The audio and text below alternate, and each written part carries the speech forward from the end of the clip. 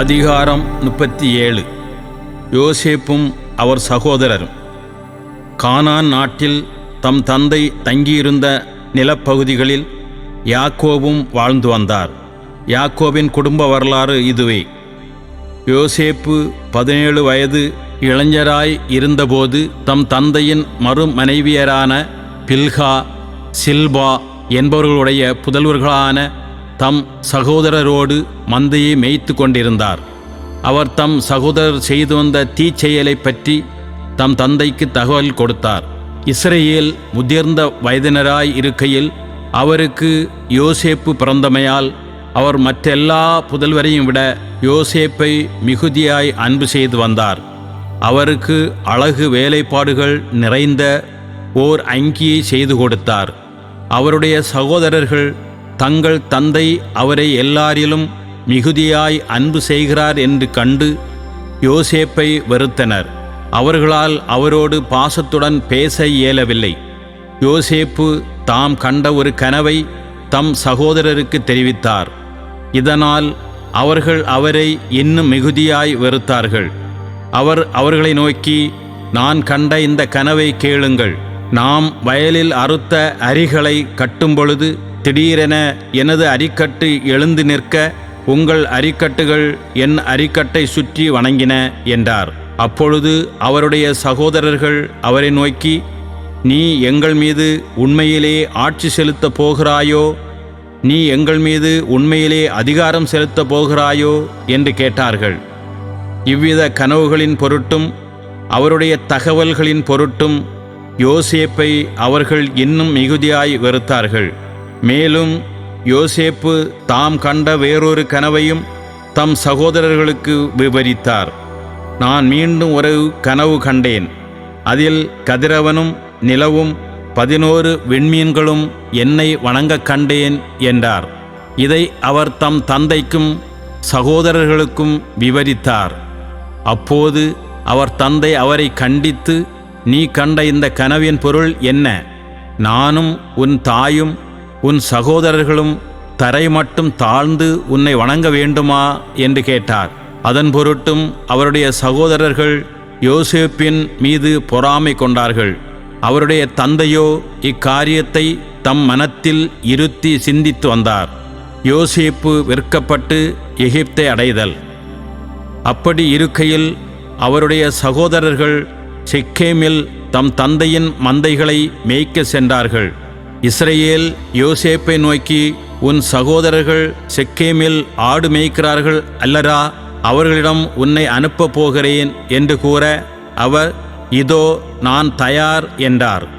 அவர் அவரிடம், நீ போய் உன் சகோதரர்களும் மந்தைகளும் நலமா என்று விசாரித்து வந்து எனக்கு தெரிவி என்று சொல்லி எபிரோன் பள்ளத்தாக்கிலிருந்து அவரை அனுப்பினார். அவரும் செக்கேமிற்கு வந்தார். அவர் புல்வெளியில் வழிதவறி அலைவதை ஒரு மனிதன் கண்டு, என்ன தேடுகிறாய் என்று அவரை கேட்டான். யோசேப்பு, என் சகோதரர்களை தேடுகிறேன். அவர்கள் எங்கே ஆடு மேய்க்கிறார்கள் என்று தெரியுமா? சொல்லும் என்றார். அதற்கு அம்மனிதன், அவர்கள் இவ்விடத்தை விட்டு கிளம்பிவிட்டார்கள். தோத்தானுக்கு போவோம் என்று அவர்கள் சொல்லிக் கொண்டதை நான் கேட்டேன் என்று பதிலளித்தான். யோசேப்பு தம் சகோதரரை தேடி சென்று தோத்தானில் அவர்களை கண்டுபிடித்தார். தொலைவில் யோசேப்பு வருவதைக் கண்ட சகோதரர்கள் தங்களுக்கு அருகில் அவர் வருமுன் அவரை கொல்ல திட்டமிட்டார்கள். அவர்கள் ஒருவரை நோக்கி, இதோ வருகிறான் கனவின் மன்னன். நாம் அவனை கொன்று இக்கிணறுகளுள் ஒன்றில் தள்ளிவிட்டு ஒரு கொடிய விலங்கு அவனை தின்றுவிட்டதென்று சொல்வோம். அப்பொழுது அவனுடைய கனவுகள் என்ன ஆகும் என்று பார்ப்போம் என்றார்கள்.